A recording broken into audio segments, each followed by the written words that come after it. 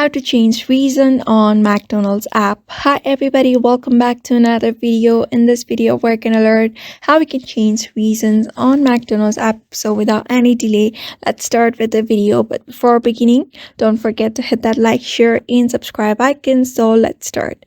So in order to change the reason on McDonald's app, there is no such way from directly changing it from the application. So when you head over to the more section, you should be able to find different kind of options, but unfortunately you won't be able to find the option where you can change the locations of country to country, but you may just change the locations of that place of the McDonald's from one particular place to another in one country, but there is no such way where you can change it from country to country.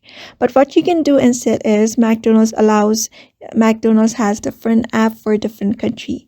Like if it is available on Canada, you may just search for McDonald's Canada. If it is available on India, you may just search for McDonald's India on any of the app store that is available on your device. You may just go to Google Play Store as well. You will find different countries McDonald's application when you go to the search bar and search for McDonald's.